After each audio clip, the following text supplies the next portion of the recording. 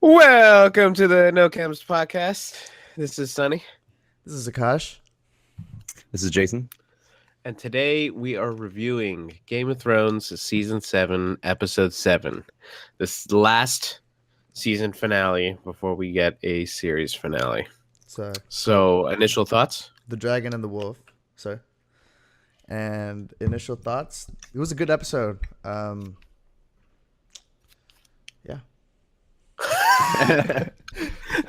Okay. Just good. How would you rate it out of 10? I would give it a 7. I mean, Okay, it how did about the entire everything. season? It did everything that I thought it would do. It delivered all the, points that we were waiting for all season with some of the unveilings. It gave us answers more than anything, and I think that's what we needed. I really wasn't expecting anything crazy, and I don't think I was too surprised by what happened. That's the best way to summarize it. All right, Jason? Yeah, no, I'd agree. It was a good episode. I think a rating, I'd probably give it like a 7.5. Just a little bit more than 7, but not quite an 8. I don't think it deserves an 8. But, This isn't The Price is Right. but no, yeah, I liked it. Yeah, I think Akash said it right. We got a lot of information that we were kind of waiting for throughout the season. I think we also got a death of kind of a big character, which is something that we needed at this point too. We need to start seeing some people die, so it's not just all next season. It's just either everybody or nobody dies. So yeah, I liked it. A lot of twists and turns too, right? It was kind of really crescent, trials with the episode. So, Yeah, definitely. what about you, Sonny? Sunny? I feel like since I saw the entire plot of the season in the flames and knew what was going to happen, I've lost sense of any sense of objectivity. But given that I knew everything that was going to happen, I think it still played out pretty well. So I guess Let me bring it to you this way. Were you disappointed with the plot and how it ended? I mean, you knew about it. You just saw it on the screen now. So well, no, I wasn't disappointed with the episode. I think I was just disappointed in general with the season. Everything. I think the season played out as well as it could have played out, given that they were going to try to cram as much as they were going to cram into 7 episodes. And so I thought this episode ended on a pretty good note with a lot of good twists.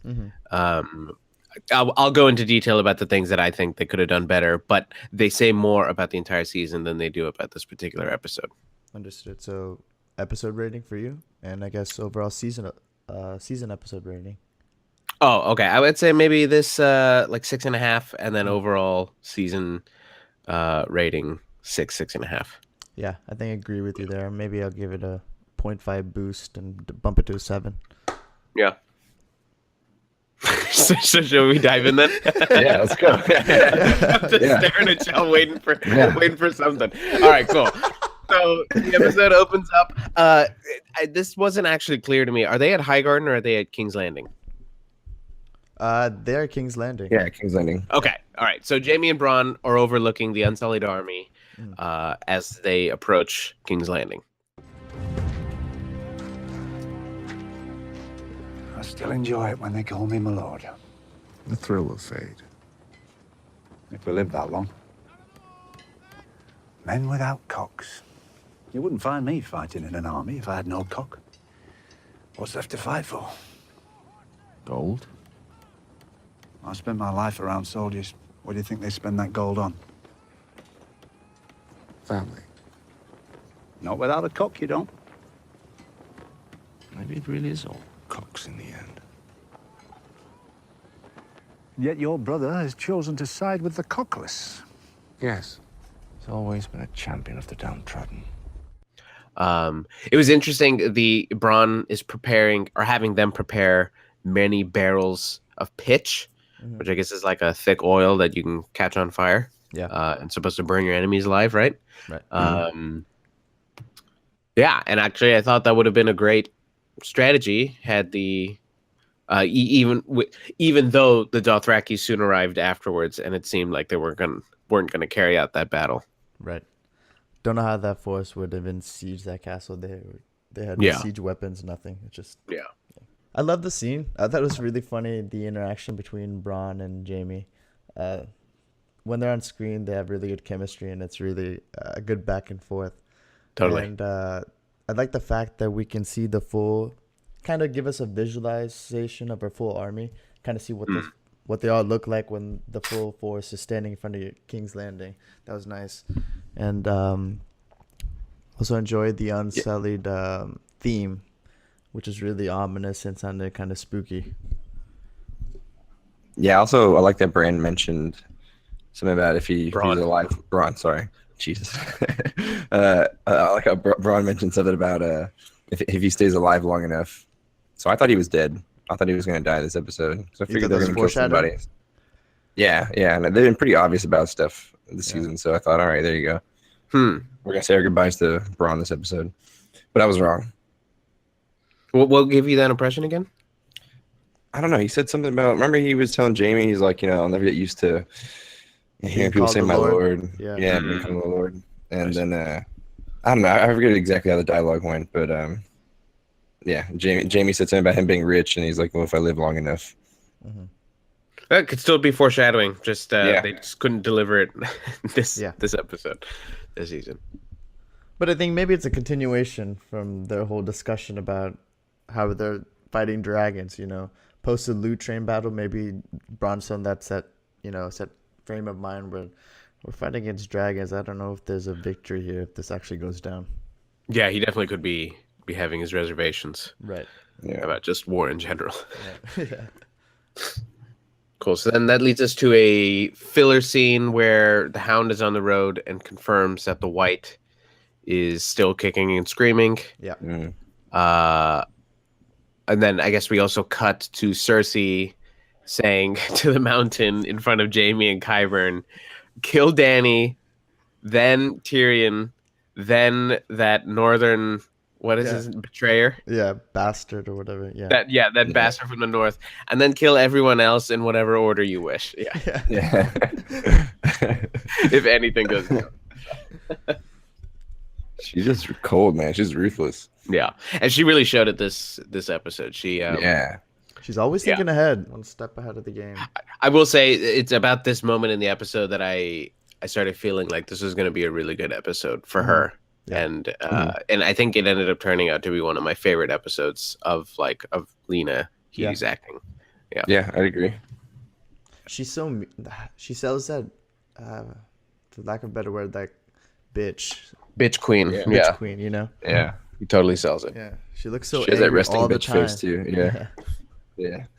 Cool. So now we see Jon and Tyrion arrive at King's Landing. And he asks Tyrion how many people live there, and also as they're rolling up in their boat, they see Euron's entire fleet just sitting there in the bay. So it was almost like a dick swinging contest for both of them, right? Right. Yeah. Like they already know what the Lannister army looks like, and now they know exactly what the navy looks like. Right. And Jaime knows what everything they got, right? At least when Dany arrives. So yeah, and then we get another. Well, sorry. Any comments? Anything you guys want to mention? Yeah, I guess it's just like you said. It shows the Lannisters dominate the water, and then Dany's got an advantage on the ground. So yeah. Actually, it seems that like the first half of this episode all kind of blends together in that there's a lot of different scene location changes. Yep. But they're all just like thematically all part of the same like movement and beat. So I'm just gonna keep pushing through, and you guys stop me whenever you guys want to add something. Yeah. So next scene is like they're finally walking to the Dragon Pit, and then they have their own little north of the wall Fellowship of the White walk, right? So we get to see Podrick and Tyrion catch up, which is nice because that duo has always been fantastic, right? Yeah, they were cool. Yeah, it was a fun duo. It wasn't Bronn in that? It wasn't a trio. They had at times, one point, yeah. Exactly. Yeah. But it was, Podrick saved Tyrion's life, right? At the Battle of Blackwater in season 2, right? So they got a lot of history. Of course, not saying anything about the history that Bronn and Tyrion have too. Exactly. Cool. And then we see the Hound and Brienne catch up, which is nice. Because you could tell from the moment she looked at him that she was like, how the fuck are you still alive? Just bewildered. What the fuck are you doing here? I know. thought you were dead. Not yet. You came pretty close. I was only trying to protect her. You and me both. She's alive. Arya. Where? Winterfell. Who's protecting her if you're here? The only one that needs protecting is the one that gets in her way. It won't be me. It looked like a little romance was brewing there too, or like at least mutual respect. Yeah, don't know. I They think it's kinda probably gave that more away. mutual respect. I don't think Sandor's a type. I think he actively dislikes her. You know. And then this leads to one of the, in my opinion, like one of the most revealing scenes about the Hound. Right. So they start talking. They bring up Arya. You know, I was only trying to protect her. Oh, well, I was doing the same thing, right? Yeah. And then Brienne, yeah. Then he asks Brienne, like, "Oh, does she? You know, who? If you're here, who's protecting her?" And she's like, "The only people who need protecting are the people that cross her." Yeah. Yeah. So powerful. And And then he- his little sly smile, like proud dad kind of moment. Because Exactly. Yeah. What does he say? He was like, "I'm gonna pull it up," but Okay. yeah, but that was classic. That was a Classic Sander. And again, you get a feel for like what his true motivation was. Like he was never gonna hurt Sansa when he was protecting her all those seasons ago. He was Right. never really gonna hurt Arya or give her up or sell her. You know. Which is great to like have that finalized because at least for me, I always kind of had that lingering doubt in the back of my mind, not really understanding him. Yeah, you don't know. I like that. I like that part of his character, but it is kind of, it makes you wonder why. Like why are they like kind of this weakness for him and his overall pretty shitty outlook on life? Why does he care so much about Arya and Sansa? I mean, I don't even really need it to be explained. It's just kind of this weird anomaly that's kind of cool for the story. And then as they're also walking to the Dragon Pit, we see Bronn and Tyrion catch up. So it's assumed that like I guess they caught up a little bit when Bronn set up the secret meeting, but now they're finally like actually getting to talk to each other one-on-one. And then finally Cersei arrives. And it's great as she's walking up to her tent where she's gonna sit. Everyone is staring at everybody else. Just like pissed at each other. Yep. You have Euron staring at Theon. You have Tyrion staring at Cersei and her just giving him the shittiest look. And then at the end of it, you have the Hound getting right up in the Mountain's grill. Yep. Remember me? Yeah, you do. You're even fucking uglier than I am now. What did they do to you? Doesn't matter. That's not how it ends for you, brother. You know who's coming for you. You've always known. This was just like such a crazy scene because we saw all of these characters all together. I think it's the first time we've seen like so many like main characters just all together and just staring each other down. Yeah, that was awesome. Not just the main characters, like the major players, the guys that started this shit and are trying to end this shit. Yeah, that was so sick. And yeah, like the scene with the Hound going right up to the Hound's face. I mean, it wasn't really the Clegane blow that everyone was hoping for, but it was kind of funny. Have they interacted in the show before this, like verbally or physically? I think maybe during the joust or something in season 1, right? That where Clegane cuts down the Mountain, like cuts down his horse, and then Sandor like comes to calm him down or something like that. It's the first season, I think. Right. Yeah, where they're jousting. Exactly. Yeah. They're jousting. The Mountain cuts down the Hound's horse. He gets pissed, or he cuts down Loris's. Right. Loris right, Tyrell. Right. right. Yeah.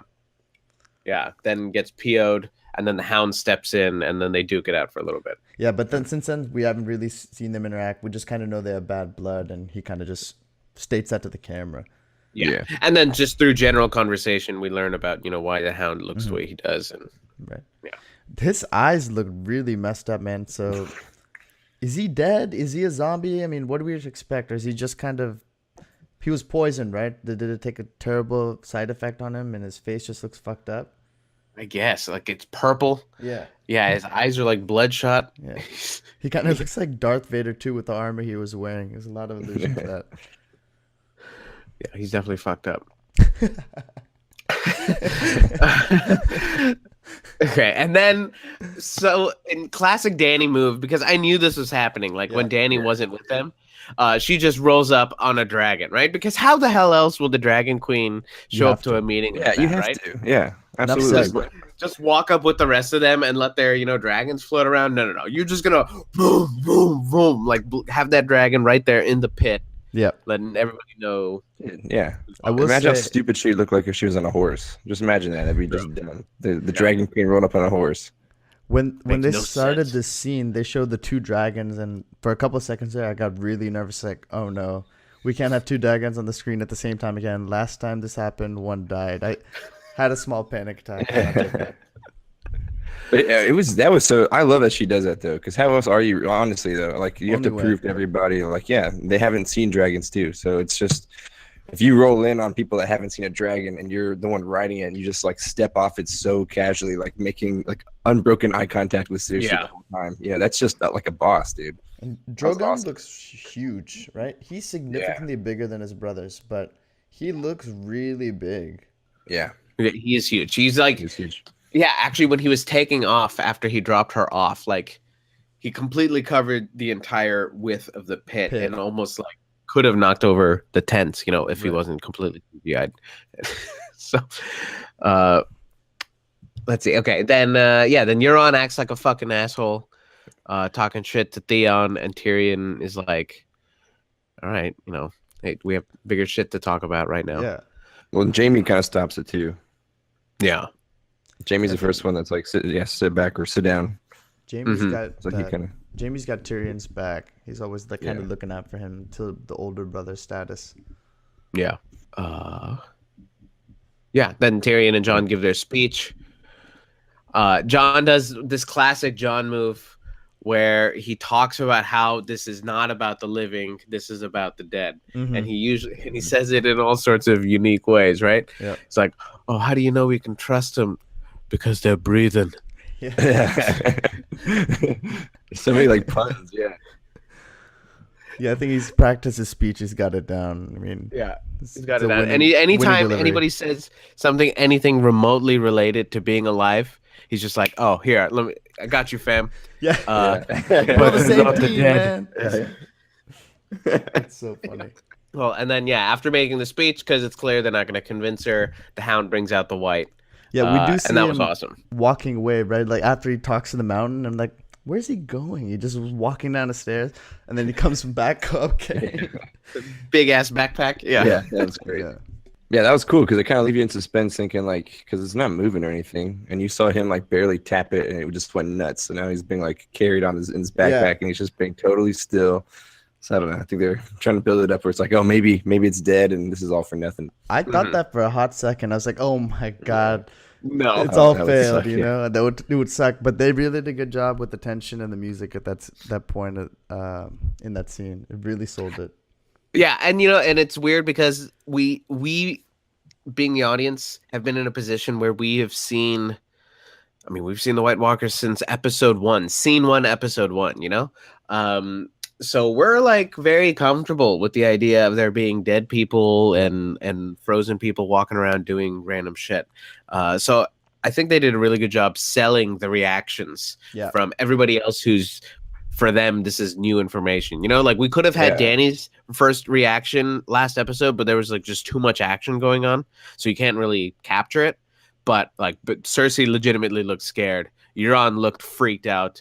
Qyburn looks like horny. Like Gort, so interested in what's going on.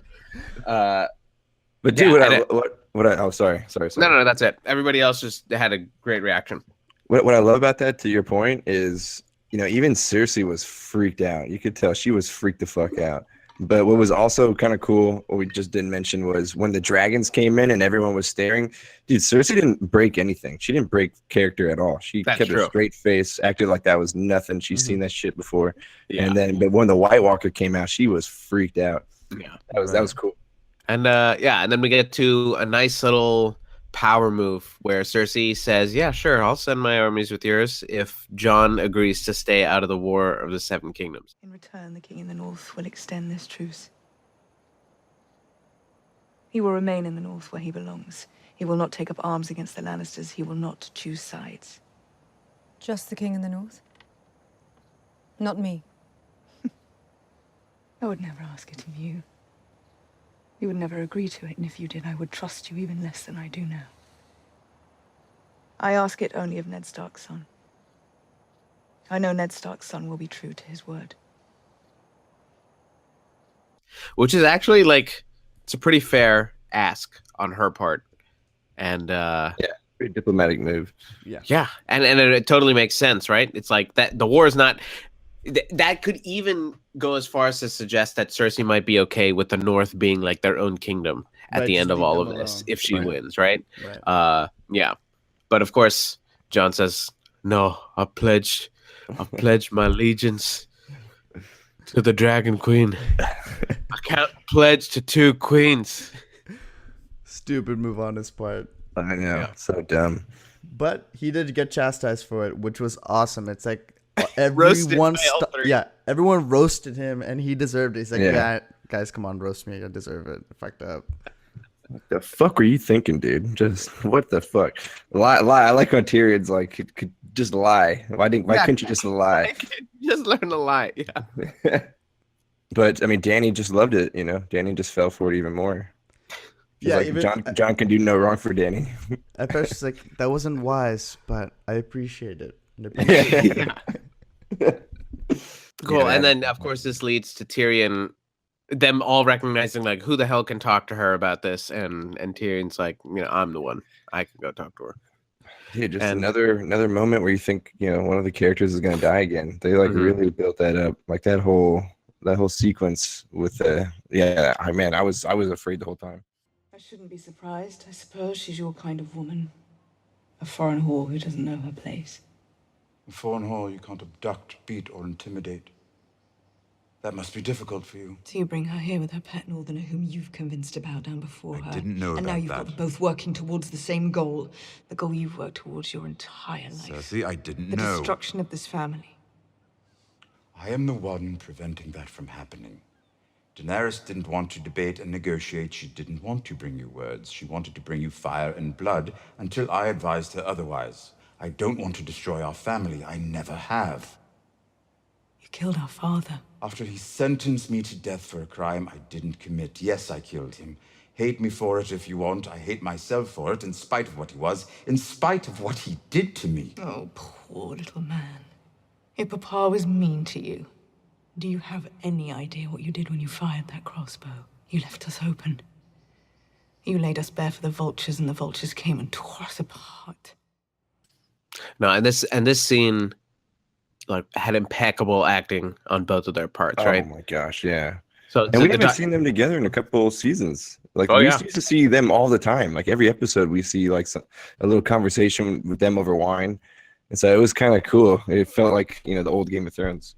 I want to say it's not since before he was arrested for murdering Joffrey, like in episodes, multiple episodes before that, where like they may have talked at a meeting, like the council meeting or Yeah. something like that. So it's been a long time since they've actually. I mean, yeah, it's been in general a long time. This is the first time they've seen each other in person in a while. Because Tyrion was the hand, right? At King's Landing, so they interacted Right. quite a bit Yeah. in the past. Yeah. Okay. So they're talking to each other about, they're all betrayals, right? She holds him accountable for the fact that, like, first they always hold him accountable for killing their mom, Mm-hmm. holds him directly accountable for killing the dad, holds him indirectly accountable for killing Tommen and Myrcella, Right. and he says, no, I didn't. Like, Yeah. I understand it, and I feel really, really, really bad about your kids and about killing dad. But he tried to kill me, so Right. sorry. And that scene was super tense when he threatens Cersei to command the mountain to kill him.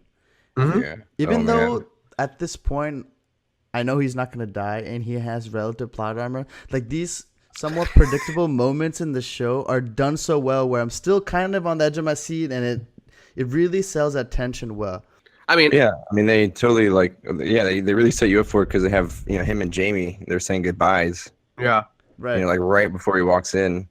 And then that whole scene to me felt like I don't know, like in action movies when somebody's like holding the gun up to someone's face and the guy's like just screaming like do it, like trying to pull the trigger. And it was like one of those moments. Like you Right. felt like super tense, and as soon as like she turned her head away, it was just like like the weight just gets off your shoulder. Yeah, I felt that was cool. They created it really well. But I agree with Kosh. Like I didn't. I mean, you kind of know that he's got the plot armor. He's not gonna die, but you never know, man. You never know. And when he in Game doesn't of Thrones, get killed, most of all, right? Yeah. You don't know. and when he doesn't get killed, he immediately walks over to that bottle of wine and just he swigs a whole cup. He's like, God, I'm still alive. Pours Cersei a cup, and then he proceeds to sit down and they continue their discussion, right, Sonny? Which I think that was a good point with the wine, because it's going to come up about her rubbing her belly and him kind of figuring out that she's preggers. Yeah, But part of it's like because she didn't drink the wine either. Is that overt on her part? Because she was grabbing her belly a lot in the scene, like once or twice they cut to it, right? So if you guys watch the after the episode stuff that has Weiss and Benioff, they mention how it was intentionally not so subtle, but for me it read as being not so subtle as a result of like lazy writing, not as of intention.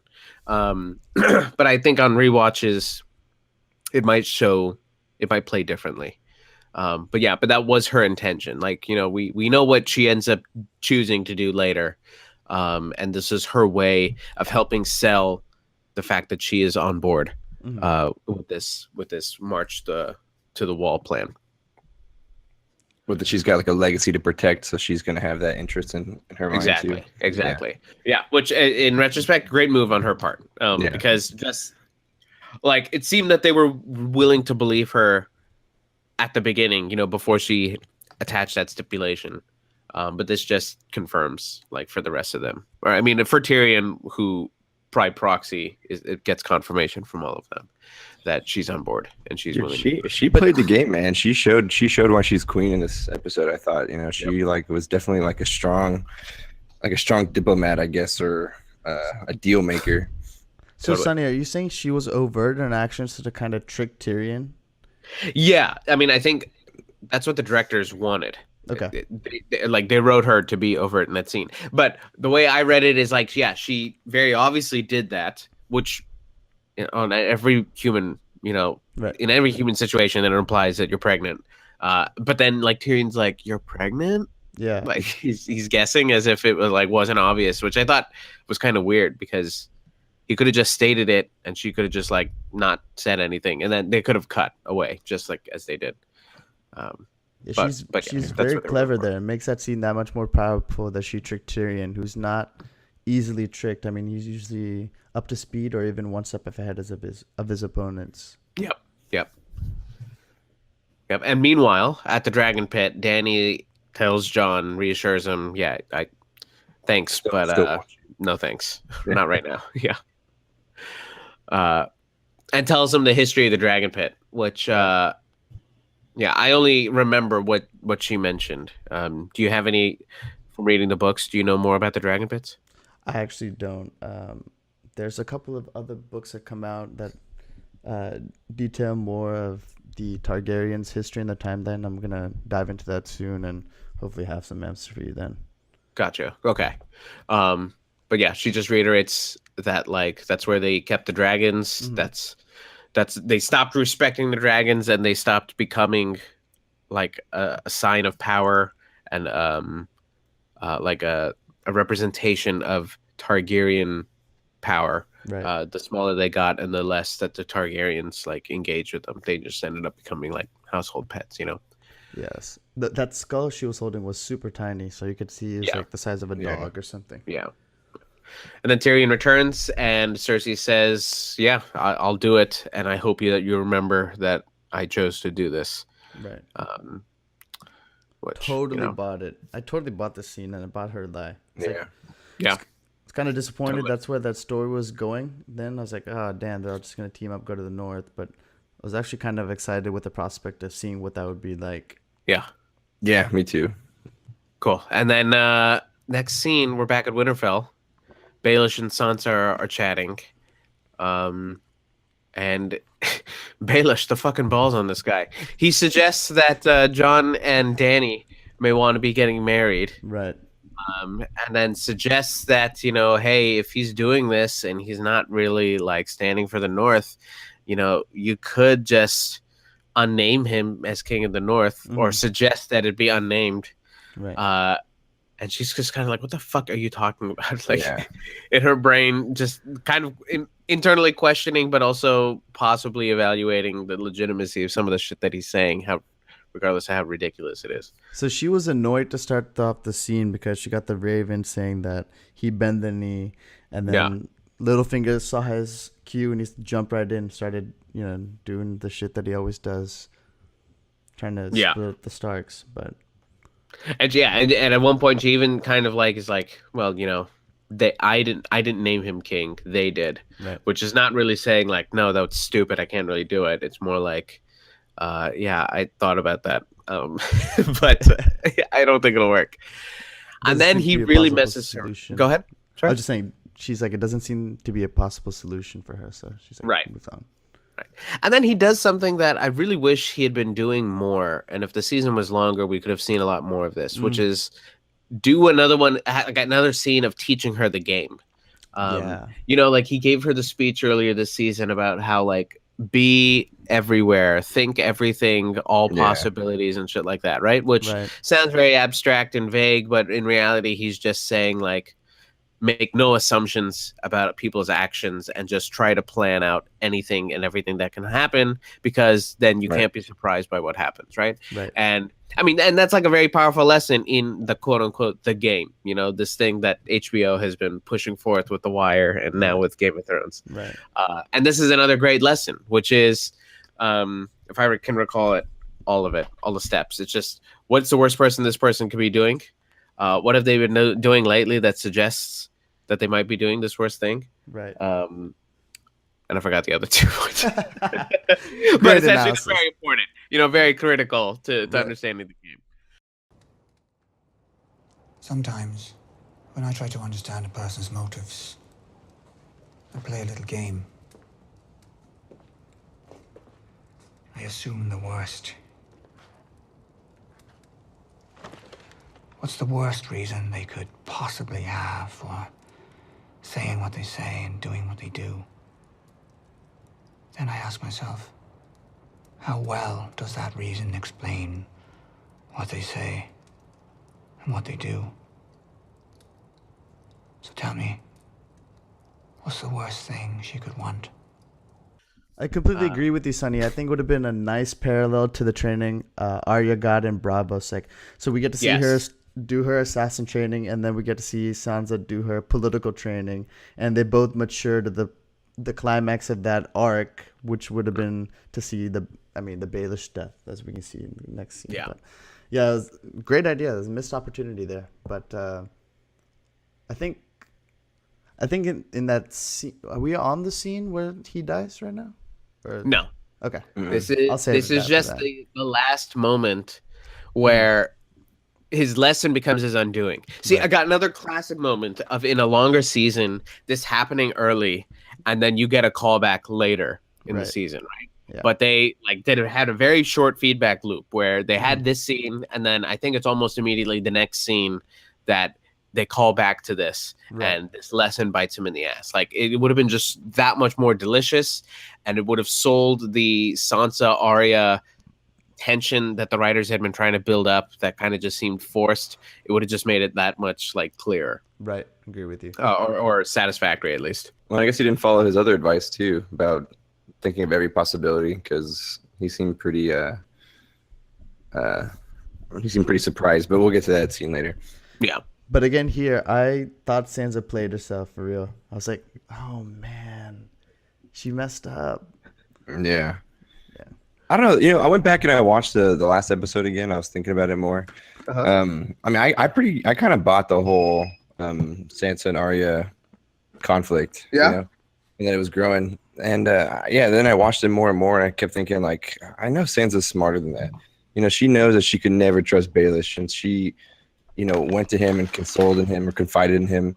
And that's not Sansa. She's smarter than that at this point. So I don't know. I went back and I was like, watching again and kind of expecting this. So I don't know. I liked how all of this played out with Littlefinger, Sansa, and ultimately Arya, and these like little moments were really awesome. Like I just love how like Sansa officially is like she can play. She's a player in this game. Hear me, guys. You think the Brienne sending away had anything to do with this ultimate final plan they had? You think maybe she would have interfered or anything, or she's sworn to protect them, right? Probably not. That's unrelated.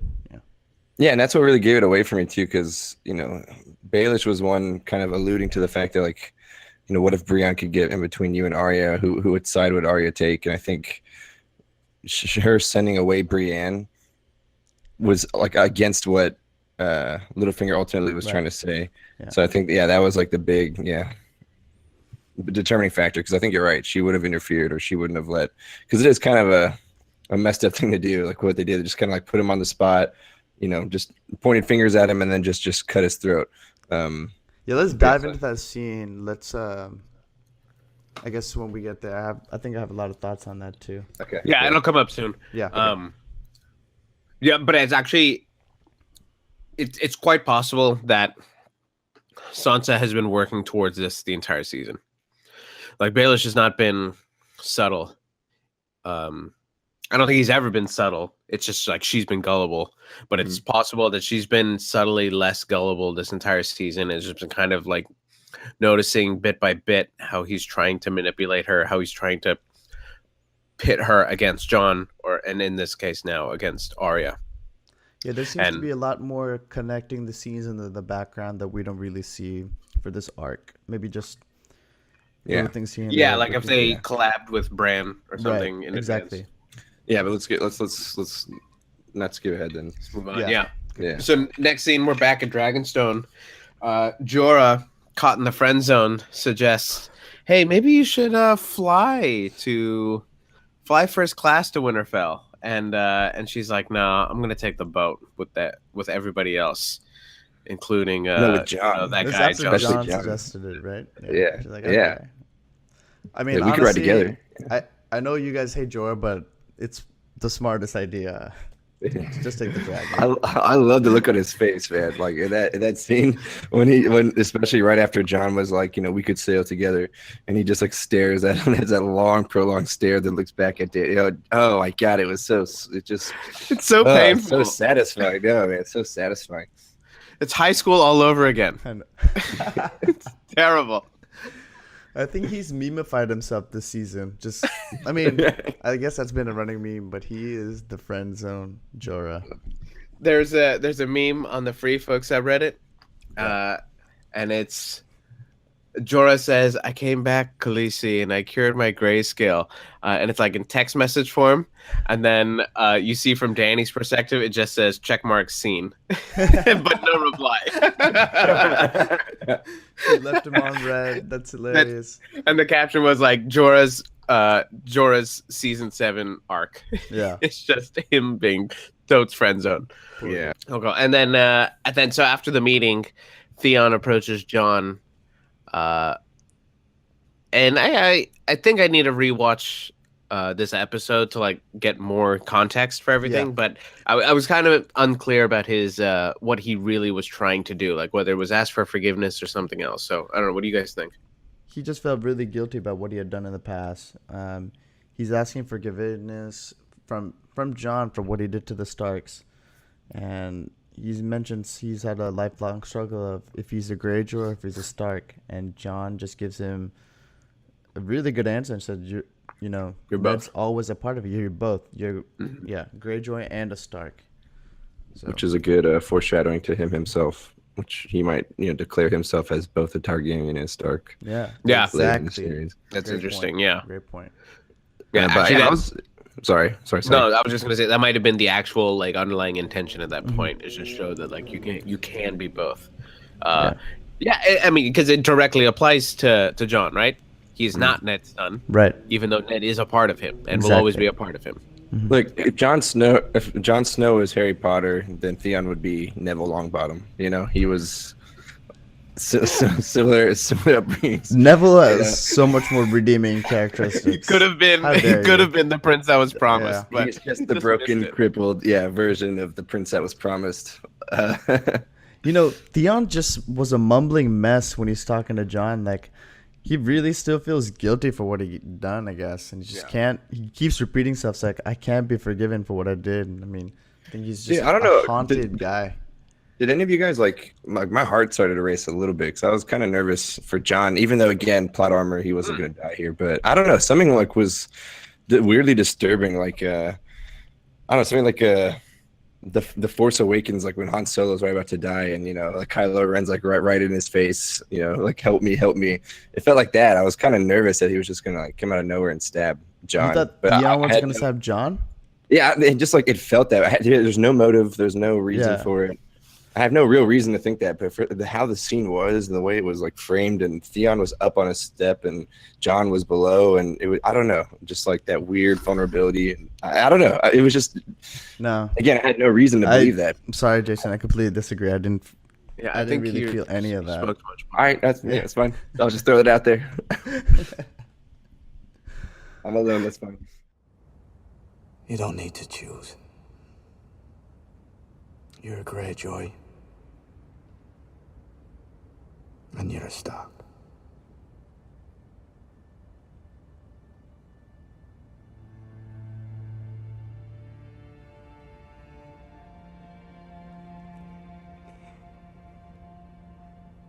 When I was Ramsay's prisoner, Yara tried to save me.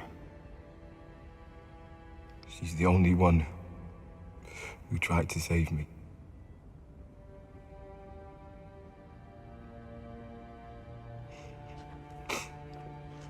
She needs me now. So why are you still talking to me? Cool. And then at this point, Theon mentions that, Yara tried to save me once. I think I should go save her. And Jon's like, well, then what the fuck are you talking to me still for? Yeah, I think he kind of finds his purpose or something. I mean, he's just so broken. He needs to have some sort of purpose. But it's great because he's finally like entering the redemption part of his arc, right? The one that we always knew was going to happen, but every time we thought it was going to happen, he just sank lower and lower and lower, right? Just ship, yeah. Again, so I mean, if we jump to the next scene, I thought he was going to keep going lower and lower. I thought something bad was going to happen to Theon. Yeah. So I guess what happened? All it took were some unsuccessful kicks to the nuts that weren't there. Yeah, and that was a big problem for me in this episode, man. And the tides turned. Easy. Yeah, that tide turned way too quickly and way too easy. I didn't understand how he was that strong after he was pretty much punched to a bloody pulp. His face looks so messed up. Wait, so can you guys tell me, does it hurt when you guys get hit in your vaginas? Or what? He doesn't have a vagina. It's just a cut off dick. Okay, it's different.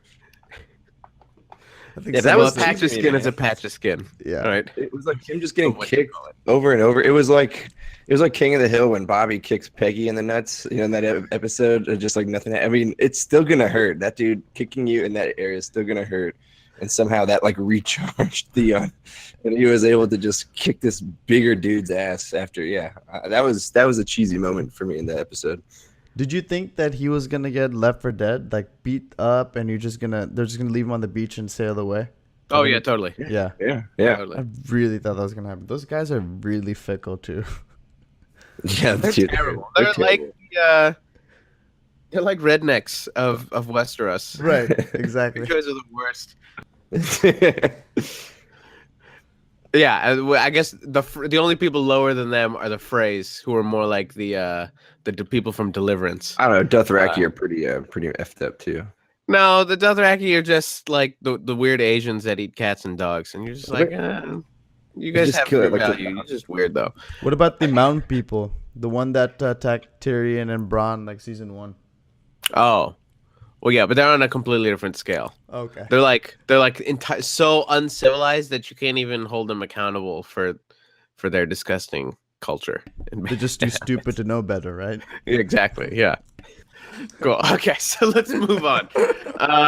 Yeah, now we're back in Winterfell. Sansa throws an what do you call it, an audible, and is like, what do you say about these charges, Lord Baelish? Are you sure you want to do this? It's not what I want. It's what honor demands. And what does honor demand? That I defend my family from those who would harm us. That I defend the North from those who would betray us.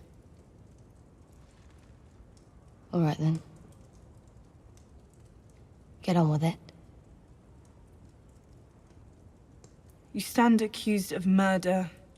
You stand accused of treason. How do you answer these charges? Lord Baelish. Oh, I'm sorry. Yeah. Yeah. It really became like one of my more favorite arcs of this. Suddenly became one of my more favorite arcs of the season. I thought. I don't know. I mean, it was a little cheesy how they exposed it, but it was just like, yes, thank you. You know, that's what we wanted. We wanted them to be together and team up. So yeah, it was satisfying. It was so satisfying. That's the best way to put it. That's why, Yeah. for me too, Jason, at this point, there was a lot going on in this episode. And at this point, it's probably the first time I've really cheered in the episode. It's like, oh shit, it's happening. This is really cool. I disagree. I think I think it was a satisfying ending to the arc, but not really a great one. Because again, like any stories, to have a great ending, you have to have a great story, right? And they just amplify each other. So in this situation, I felt like the weak, like trite, forced conflict between Arya and Sansa, which had some peaks, but for me, mainly valleys. Agreed. Just could not. If that was better, it would have made this scene that much better. Because again, in that after the episode, little whatever you call it, featurette. Yeah. They describe how they were trying to the point of this scene was to be dramatic and was to trick the audience, because they've been trying to build this Arya versus Sansa conflict this entire season, but I just think they did a shoddy job of it, and it took away from what was otherwise a really great scene, like very well acted on Baelish's part and well acted on Sansa's part as well. So I take no issue with the scene itself, Right. but the context. It had a higher ceiling if they had worked more on the pre-story, at least, basically. Yeah. More potential. In my opinion, yeah. I completely agree with you. Yeah, so the charges are murder, Lysa Arryn, conspiracy to commit murder, John Arryn, I guess fraud, which is having Lysa send a letter starting the conflict between the Lannisters To and the Caitlyn, Starks. basically, like, having those two sisters feud and starting this war. Yeah. And then conspiracy with Cersei to imprison and execute Ned on false charges of treason. Not to mention Bran just standing in the corner confirming everything as it's happening. It's like Dude, that repeating was so quotes and sick. shit like a robot. You pulled a knife on his throat and you said you shouldn't have trusted me. Yeah. It's like a I was detective there, with a motherfucker. You notepad. can't Yeah. lie to me. That was I love when he said that though. He was like, no one was there, no one saw it, and Bran's like, I was. That's what I saw. Yeah, I like that. I mean, I don't know why everyone hates Bran, or a lot of people hate on Bran's story. I don't really mind Bran. Because he's a Bran's fucking story. robot. That's Yeah, why. yeah, he's kind of, but it's kind of like that's the point, That's his character, and, he's just part of it. I mean, what is it supposed to be like? Super talkative, like really funny, quippy, three eye raven. He's just like He doesn't really have story arcs. He just got like tangents and like anecdotes. That's like what his parts of the story Yeah, are really. he just Yeah, like dropped I mind that. acid, and now he thinks he knows more than everybody else. But it's really his brain is just fried. Dropped too much acid, right? And now he's just that pretentious asshole who in this group actually might be me, but he's just that pretentious asshole. He thinks yeah, dude. You're the three-eyed raven in our group. You're the Bran in our group. So in the scene, did all those Veil guys? What the logistics behind this scene? Let's break that down. All right. They know about this already. They all in agreement that Littlefinger did these crimes, so that's why they're so willing to just create a human barrier around him as Sansa walks up and slashes his throat with no one to say no. No, I think when the person you've pled fealty to accuses you of a crime, you can't just step in and be like, "No, he's my lord. You can't do that." You know. Right. And even if they could, I think that guy has had his own issues with Littlefinger for so long, at least 2 seasons now, where he's just not gonna fucking defend Bellish if he doesn't have to. He's already weary of him, and he's just like, all right, Yeah. I'm trusting my lady. Well, they also pledged loyalty to Sansa, not really Baelish. I mean, we saw in the last episode or the episode before, they were like, we chose wrong, and we should have chosen you as our leader. You know, they're obviously they have more loyalty to Sansa than they do with Baelish. True. But again, from the perspective of the game and power and stuff, there's no better time to turn on your leader than when there is absolutely no scenario in which they can escape and punish you for it, you know? Right. So this was the perfect opportunity to bail on Baelish, because there's no way that he was going to get out of that situation alive. Right. Yeah. Oh, great point. Yeah, agree.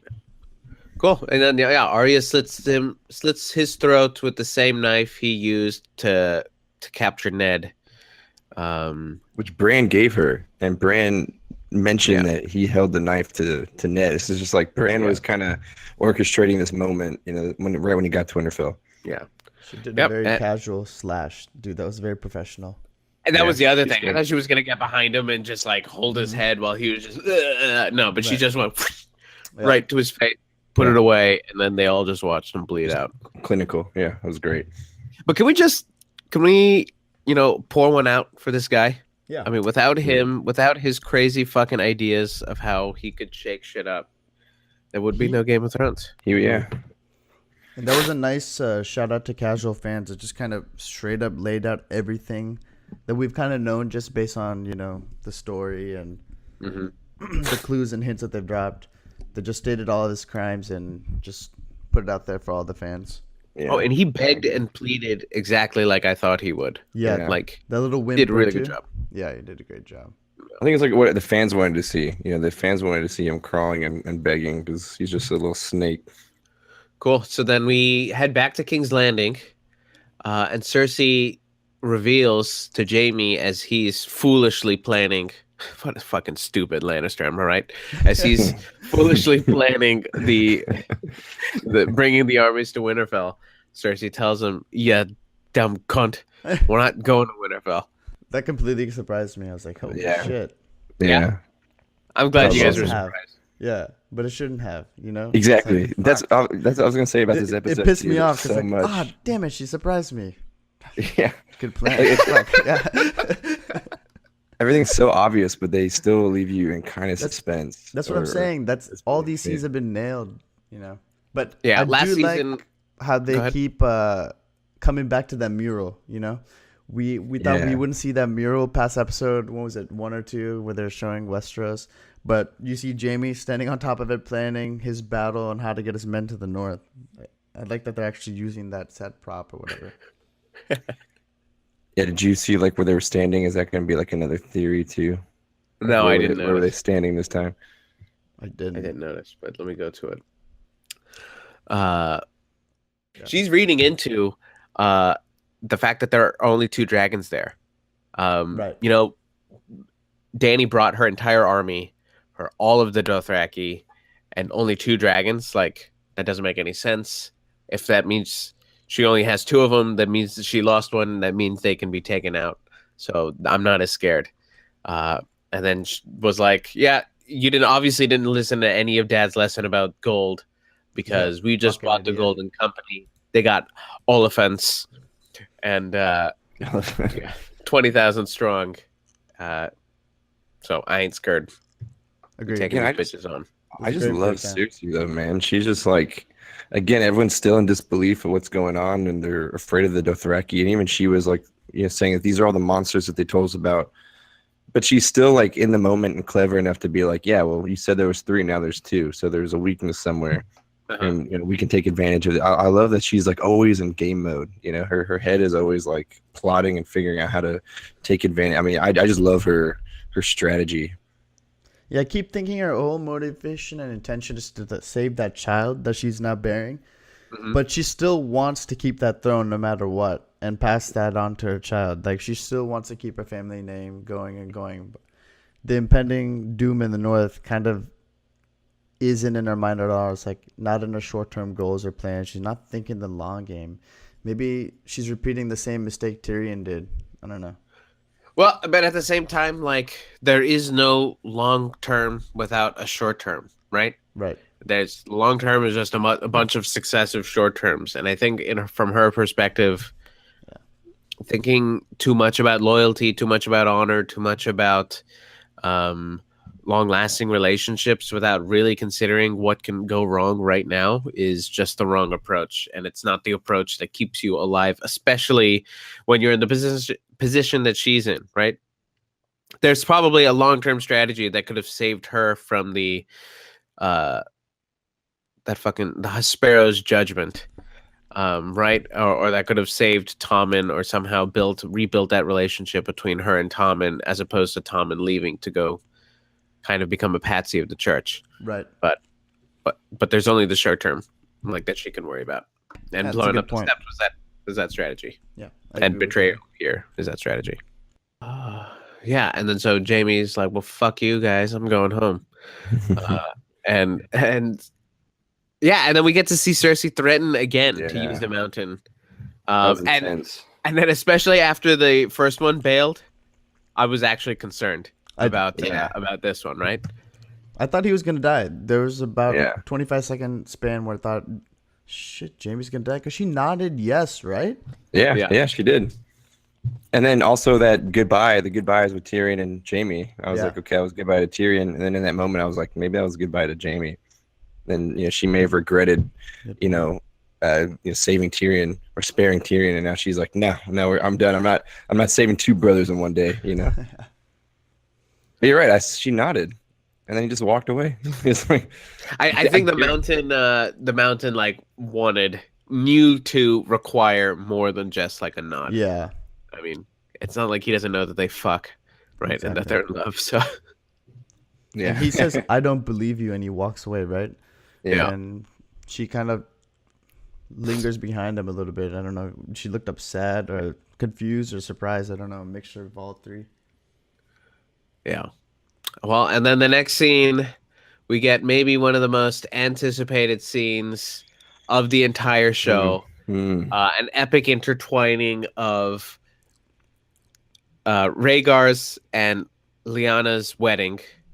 A recap of Lyanna's speech to Ned about the boy's name, and hashtag epic boat sex. Yeah. He needs to know the truth. The truth about what? About himself. No one knows. No one but me.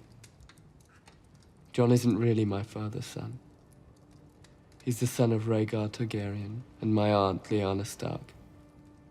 He was born in a tower in Dorne. His last name isn't really Snow. It's Sand. He's not. Dornish bastards are named Sand. At the Citadel, I transcribed a High Septon's diary. He annulled Rhaegar's marriage to Alia.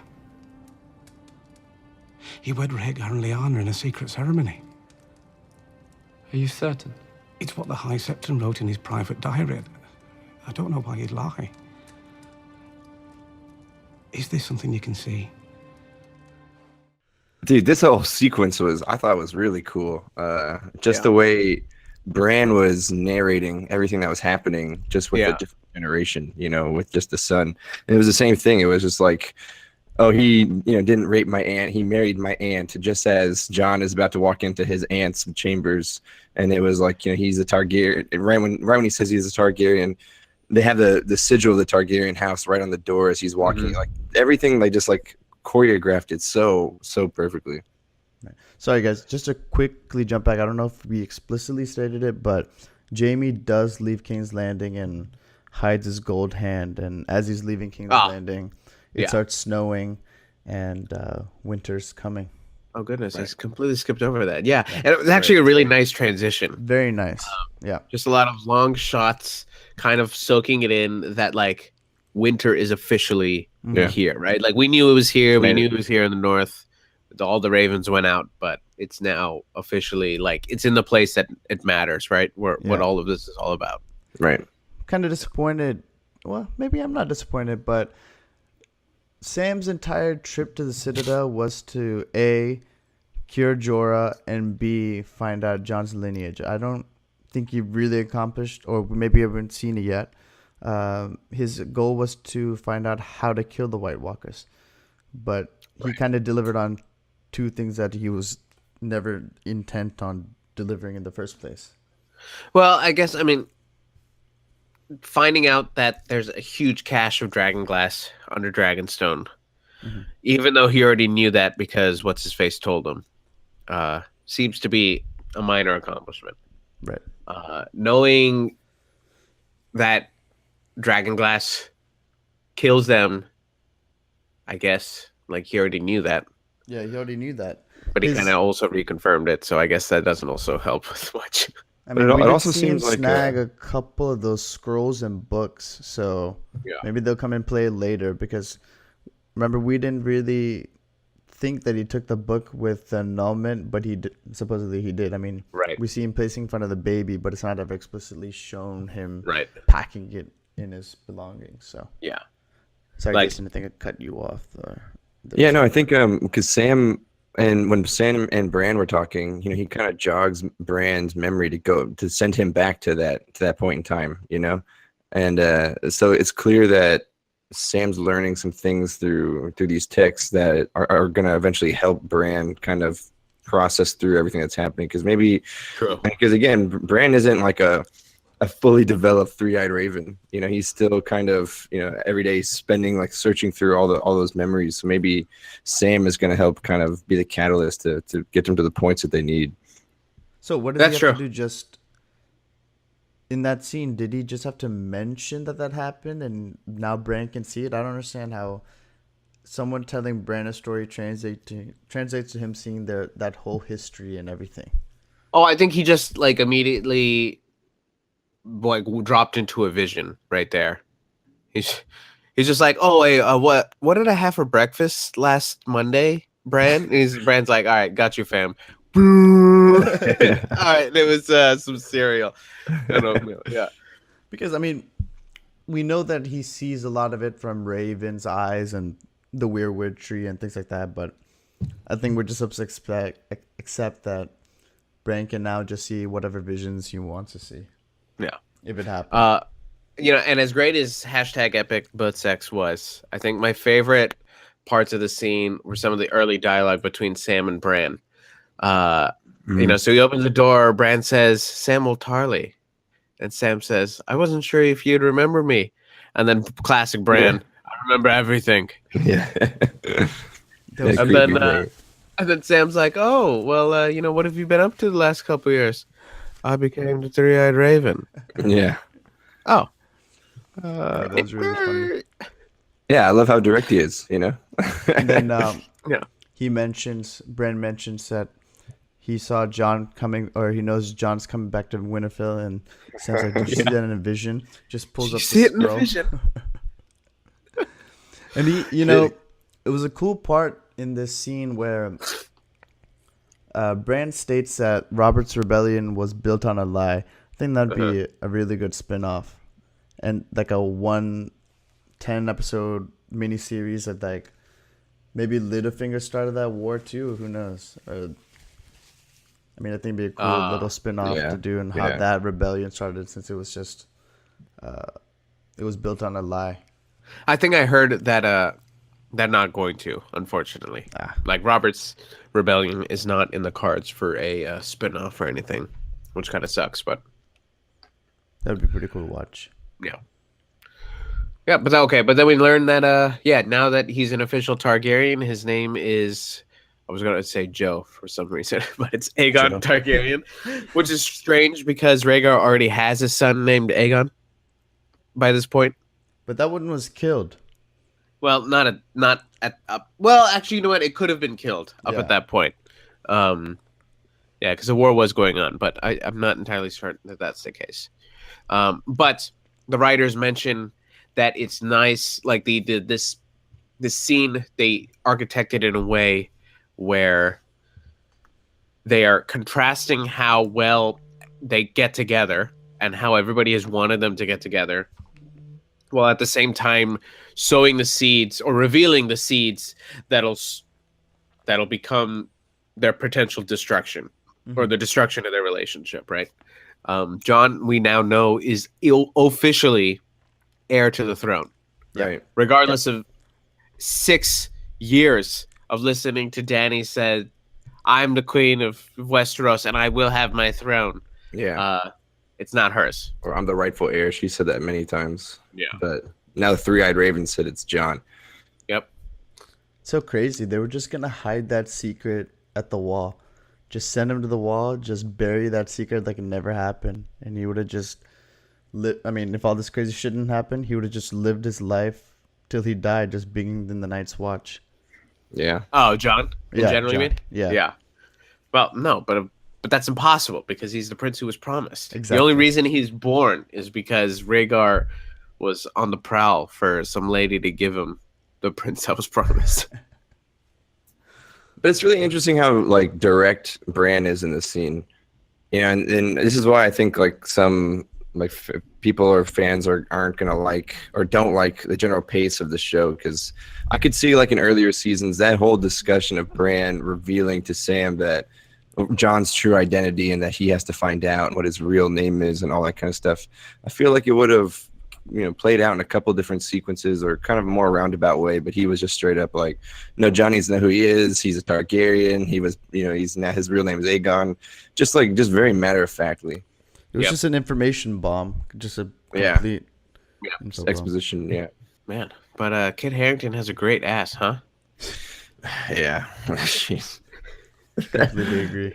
It was honestly like what I couldn't stop thinking about is like, I'm sure they're all friends now. The entire cast, they're all friends after all this time. So all I'm thinking of is these two actors who have probably gotten pretty friendly over the years and have to do this like really weird scene, and they're playing, nephew and aunt, and they know it's coming, even though their characters don't. And like it must be such like a weird day on set, And Kit Harington is dating Ygritte in real life. Yeah. Yeah. I mean, it's official now, right? We know that they've gotten together.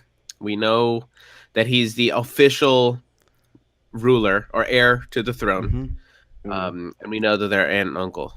And will most likely give her first son or daughter an heir. Because they also mentioned that earlier in the episode, right? Again, more very direct dialogue too. More direct dialogue. It was like, are you sure that's a good source of information? It's like that's right. It felt really out of place. Yeah. I thought they were gonna kiss back then. I thought he was gonna make a move back then. He probably wanted to. Yeah. But then Tyrion showed up. He was cock-blocking everything. If it's a son, I think they name him Viserion. I think they kind of have to. Oh wow, that'd be kind of weird. Right on the nose. I mean, with the aunt, and then you name it after the uncle. That's kind of like your kid is named after your uncle. That's strange. And not to mention, why would they want to name it after him of all people? Because she lost her one child. They're just replacing that one. Yeah, let's call him Drogo. Yeah. My gosh. Actually, that was the name of the son, right? Or not Drogo.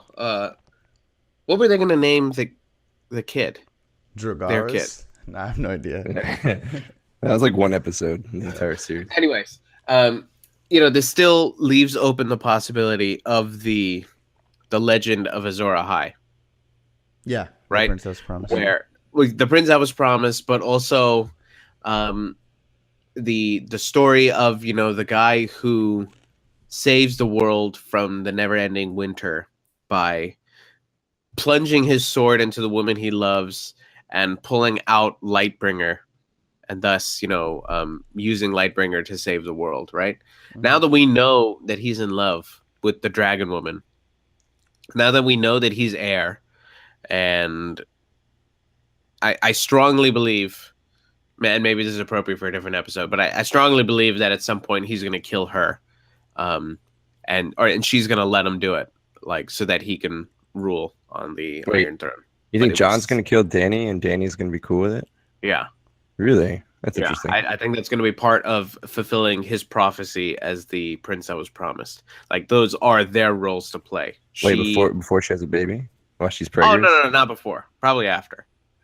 Okay. So she well, does. but I don't know. Even then, actually, I completely forgot that she could be pregnant. So, I guess I don't know. But That's interesting. I think Yeah. they had to do the boat sex this episode because they're queuing up for her being pregnant all next season, probably. yeah, agreed. Cool. Anything left to say about this this great scene? This great incest porn? I don't know. I mean, man. it was just So one of those much. things. Yeah, there's so much emotion behind it because it's been building the whole time, and now it finally happens. And what we brought up on multiple podcasts now, at least from my angle. I mean, again, it's nephew and aunt, so it's just really weird. But you're cheering for it. You're cheering for this like incestuous relationship. It's very conflicting. Not Best maybe not incest cheering, porn ever. Maybe not cheering, but it's just like such an oh shit moment. Just super Yeah. exciting.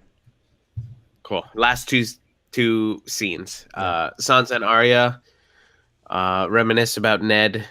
They talk about how are we gonna be okay? Are we gonna be cool? Right. Yeah, and they will Yeah. be cool. They But- know they got each other's backs now. Yeah. And what I Nice liked is that touching scene was where Sansa and Arya were standing, where it's the same place that Jon and Sansa were standing at after the Battle of the Bastards, and they mentioned the same things about how like we have to stick together, we need to be a family, and that was, they were quoting Ned, and one of the quotes that Sansa said was, single wolf dies but the pack survives, or something like that. Yeah, so it was a cool nod to a previous episode. Cool. And the last scene, epic. Bran sees the wall fall. Yeah, oh my gosh, that was, dude, the fucking ice dragon. We see an ice dragon. Except I think it's still a fire dragon. It just Yeah, is it blue? fire, right? Is it blue fire? Yeah. I'm pretty Dude, sure it's a fire dragon. There's just blue fire. Yeah. Yeah. That makes me so afraid. Like that thing looks terrifying. Like it just makes you afraid that another dragon's gonna have to die because there's gonna have to dragon on dragon action. They're not gonna kill that thing. Another dragon has to kill it. Or No, I something, think I have right? a theory. I have a theory on how they're gonna kill that dragon. What, did they have to kill the Night King? Who's Dragon gonna die? glass on a Because he raised scorpion. him? Yeah. Yeah. Exactly. They're gonna Yeah. show us an Oh. awesome battle sequence of Drogon and Rhaegal fighting. There'll be a cool area battle to distract Viserion or dead Viserion, and then they'll get the ballista or whatever, get the dragonglass dagger and shoot it down. Has to Okay. be. Yeah, that'd be pretty epic. Yeah. What would be even cooler is if they mounted the scorpion onto Drogon's back. And then- It'd be nice to see them actually give those dragons some armor. That'd be pretty badass. If they Yeah. molded some of that dragon glass on the dragon. Yeah. I also hope that Drogon gets bigger. Yes. 'Cause Yeah. Balerion is still much bigger at his peak than Drogon was. Granted, Balerion lived to be like 150 years old or something, Right. and they don't stop growing. But I hope we get to see him get bigger because there's that one epic photo of Aegon mounted on Balerion, and he's like standing upright with some reins. Uh-huh. And I would love to see Dany standing upright on a dragon while he's like flying. That'd be so fucking cool. Yeah, but I think the timeline from when this season ended to where next season will start, I don't think too much time would have passed. Yeah. But we can still hope, Possible. But then again, I mean, Benioff said in his own words, the first 5 seasons were about expanding the universe, and these last 2 seasons have been about contracting it and like Yeah. putting people on the paths that'll decide their fate. Yeah, so I forgot why I said that. I want to jump back to the Jon Targaryen scene. Just quick point. Oh yeah. Who do Sure. you think makes the revelation to him? Bran? Sam. Yeah, maybe. Or probably both of them. They're just like, hey, dude, You want to sit we down for know this? you got this new girlfriend, but we both need to talk to you real quick. Quick Yeah. intervention, if you don't mind. Well, I think Bran was like calling Sam in to basically tell him like, I mean, he was like, "We need to tell him, so you need to tell him. Like, you need to tell him this." Because he I'm not knew- gonna tell him. You tell him. Yeah, I mean, because he knew more than Sam. Sam just knew about the annulment. That was it. Yeah. Sam didn't really know that was John. They referred to John's parents, and that was So I think Sam's got to tell him, which I think will be very interesting. Especially, I think it's going to happen the same episode that Danny is going to be pregnant. They're going to realize they have a kid, and it's going to go shit.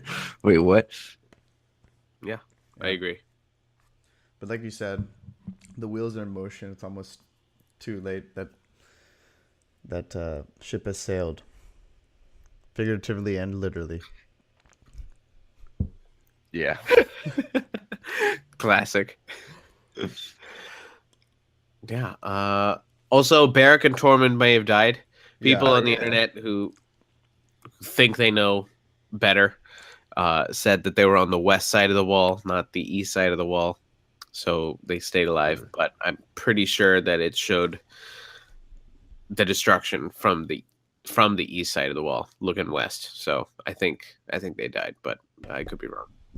How far are they from Winterfell, or I guess Castle Black? Decently far, but I don't think that matters. Well, I guess it matters because they can just get on the other side of the wall and head to Castle Black. Is that what you're implying? Yeah, that'll be the first place they go rather than Winterfell. You'd assume so. I think it's probably closer. Maybe not. Maybe they said straight to Winterfell, just head south. No, but every army they face, they kill more people and add more people to the army of the dead. So it makes more sense to just kill everybody. Yeah. So one of the things that came to mind is that there are a lot of theories floating around about the nature of the relationship between humans and White Walkers from the creation of the White Walkers. Yeah. Like we know that the Children of the Forest created the White Walkers as a weapon against the humans, the first men. We know, at least from the books, that by the legend has it that one of the 13th Lord Commander fell in love with a White Walker woman and married her and became like the first king beyond the wall, while also being Lord Commander and somehow like unifying the or forging a relationship between White Walkers and men. Then it's even rumored that he set up a special castle that had the tunnel under the wall, the secret one. Mm-hmm. And that he maybe arranged relationships like the one that we know Craster has, where Craster gives up his kids in return for like immunity against the White Walkers. So anyways, I'm rambling about all this because the wall coming down is a big fucking deal, right? Unless in like this cycle of winter comes, the long night comes, and then they recede, and then they just come back a couple thousand years later, right? Like if we can assume that that's a cycle, then it's possible that the wall comes down and the wall goes back up whenever they lose. It's also possible that this is like a first in terms of White Walker history, where maybe they've threatened to kill a bunch of wildlings, maybe they've even attacked the wall and stuff.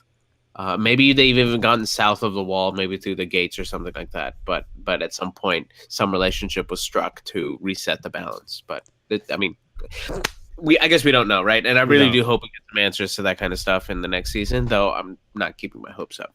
I would also love to know their motivation. Why are they marching south? Yeah. What's their end What do they game? actually want? Yeah. I hope it's not something dumb. God. Or they don't explain it. It just becomes a big bad that the story has to take care of before it can actually wrap up. Well, I think some of Gurm's notes leaked, and off the side, it said that the White Walkers really just want to be warmer, but no one lets them south of the wall. You always have me going up until that last second, and back. So they're really hitting the Dorne because they heard about the sun and the beaches there, and they just want to tan out. Makes too much sense. Cool, and that's it, guys. We made it. A couple leaked episodes, a couple leaked scripts, and not another episode probably until 2019. So what do you guys think? 2019? Seriously? Yeah, 2019 is That's gonna be some a old bullshit. long wait. How many episodes? 6. 6. 6. So it's gonna be less. Wow. Yep. That is so fucked up, right? man, what the fuck? Why? What's the point? Just hurry that shit up. So the speculation we'll probably hear for the next year and a half was that ice that dragon was spitting, or was that fire that was blue? So it was ice that was so cold it made the regular ice shatter. Right. Makes no sense, right? It's probably blue fire.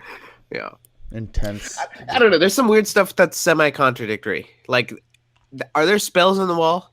And if so, exactly. does I thought melting there was. the wall just nullify the spells? You know? Yeah, I think all the magical elements, at least as far as the show goes, they're just throwing that all out the window. They're like, look, we don't need to explain ourselves anymore. We're trying to merge 8 different storylines. You know, we've got 10 million people watching this. I think all that's gone. I think all the questions that you really want answered are going to be answered in the books, and I think that's going to be kind of the cliffhanger to the reason to buy the books. You know, because if they're doing everything that the books are going to say, then why read them? You know, why, like someone like me that hasn't really gotten into them, if I know how everything pans out, then what do I gain reading the books versus watching the show? That's a somewhat interesting angle. I wouldn't put it past Gurm to intentionally sell them or like hand over to them incomplete drafts of what will happen, for the explicit reason that that if it doesn't include everything, then the books will contain the final answers. You know, whatever answers that will ever exist will be only within the books. Right. But but at the same time, I doubt that that's what happened. I think they just got lazy and they just wanted to wrap it up. And again, Gurm probably doesn't have his shit together, right? Like the 6th book was supposed to be out like a year and a half ago, 2 years ago or something. Mm-hmm. And he still doesn't know when. He's still saying like 18 months. So he probably doesn't have it all figured out. Yeah. And probably just gave him minimal scraps to work with. Which would explain the writing. Yeah. Totally. He probably doesn't even know how it's going to really end. He has some vague idea and he pass it off to Weiss and Benioff, and they probably just added their own little spin and touch to it. Yeah. What if he just gives up and he's like, you know what, guys, I'm kind of tired of this whole Game of Thrones thing. Someone will probably murder him. We don't need to have this end. Someone will probably end up doing a misery on him. That's Kathy Bates. Kathy Bates. Stephen King novel. Yeah. Someone will probably kidnap him, break his leg, lock him up in their bedroom for 5 years, and force him to finish the book. And then belt the shit out of him whenever he cuts corners and writes something shitty. Dude, you know he's had those nightmares. You know he's had nightmares just like that. Like some guy crazy dressed up as Ned Stark, just torturing him. That'd be quite frightening, actually. That'd be a good spin-off.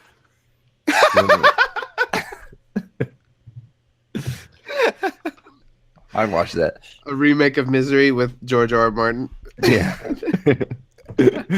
It's a fresh idea. I like it. Actually, then they just torture him the way that Theon gets tortured.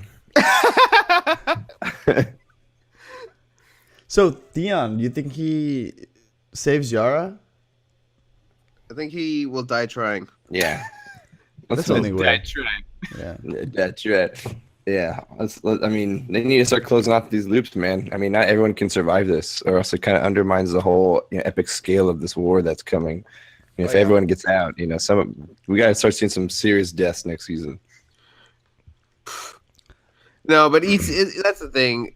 With 6 episodes, each death is just gonna seem like, oh man, I don't have time to recover from. I didn't have time to recover from the last death, and that's that's how it's gonna play out. Interesting. And each of the episodes are gonna be so much longer too. This episode felt long, man. It was good. It was a good length. Yeah. But you could really, I was halfway through and I was like, dang, I still got a lot more show to watch. So, what did you guys think of this episode in general? And where do you think season 8 will take us? So where it'll go? In general, I mean, I think I liked the episode. It was really long, gave us some, closed off a lot of the storylines, the story arcs this season. Man, we got so much. We got so much. And like, I feel like the beginning of this season or the end of last season versus the end of this season, it just like a whole nother world. Like everything has kind of changed. And yeah, we're just kind of along for the ride. I mean, it was a little quick, but it was just full of like this stuff that we've been waiting for. All the things that are finally paying off after all these years of just kind of like watching and being on the edge of our seats. So I mean, I really liked it. I think it wasn't the best season, and it feels like it's kind of getting away from what Game of Thrones really was, or there's like a different feel to it. But no, I mean, I liked it. I liked this episode. I liked the season in general, and I really don't know what to predict for next season. I mean, I have no expectations, no predictions. I mean, everything that I thought was, I don't know. Like, I really wanted, Danny and John to be on the throne at the end, but now it's like, who knows? Like they're getting together, but they're still related. That's going to be popped up somewhere. Yeah, I don't know. I have no expectations. I just hope it's kind of an episode like this and it plays out quickly rather than slowly. Yeah, I could see a lot of drama that they could milk from the whole Danny and John situation. But like this season was good, man.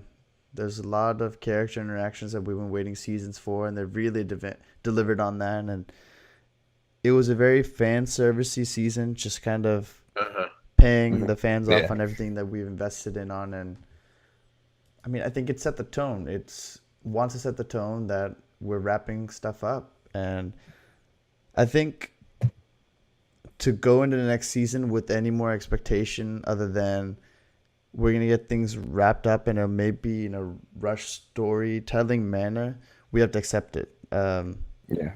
And I think some of the flaws that I see, I've just starting to overlook. I mean, we've kind of addressed it, but I'm slowly ignoring them as I watch it and just accepting the story for what it is at this point. Yeah. That's definitely the best approach in terms of watching this, because we kind of knew. I think it was safe to expect the quality that we've been given, as much as like a year ago when we first learned that there were only going to be 13 episodes left. Yeah, yeah. You knew they had to go through the plot fairly quickly. Yeah. So I'd say that given what they were working with, I think they did a pretty good job.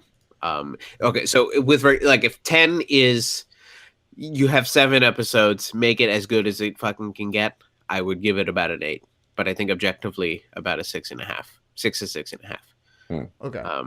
You know what I mean? Okay. Yeah. Maybe even 8 to 8.5. With regards to just fitting it into 7 seasons, 7 episodes. Yeah. But yeah, I'm fully expecting to be sad and disappointed with how much could have been done with this last season, with the 8th season, whenever it ends up airing.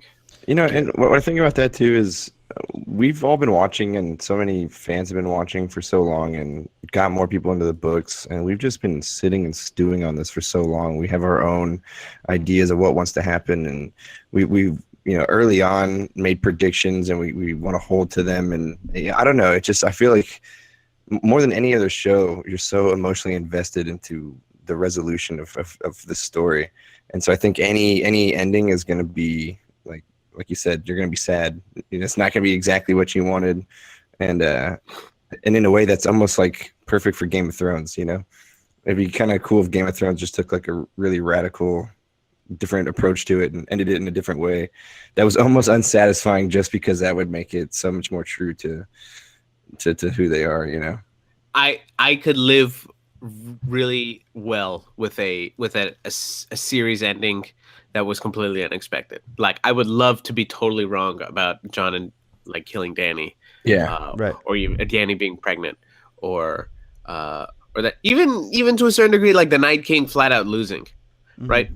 Yeah. Sturm is, well, I believe I read, was a conscientious objector to Vietnam, and this entire series is his kind of perspective on war and how much it fucking blows for everyone. right? Yeah. It blows for the people that are doing it. They just happen to be the only people who can actually come out ahead. But it blows for everybody else and doesn't benefit anybody else, right? Yeah, so it'd be great if some ending really tied into that, and there wasn't just some like, holla, hooray, we all won, the living are living and the dead are dead.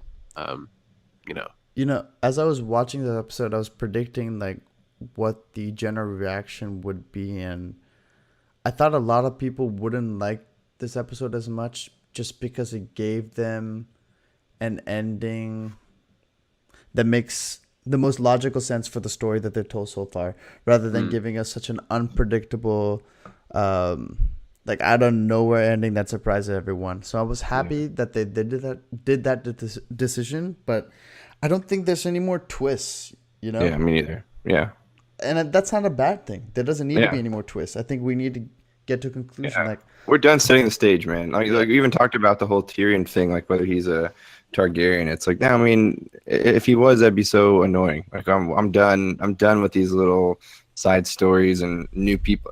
I mean, we even have another name given from tonight. Now it's Aegon. It's not John. I can't handle more names. I can't handle more character. I can't handle more anything, especially with only 7 episodes left. So I agree with you, Akash. And to the scene with Jon and Dany boat sex, Tyrion just kind of stares. I mean, he kind of says he knows what's happening. Is that because he knows Cersei so well and knows that?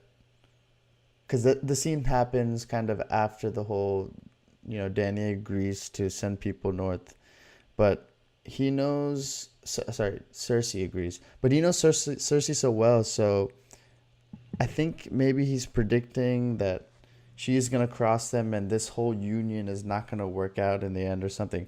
I don't know. I just couldn't really read into his facial expression there.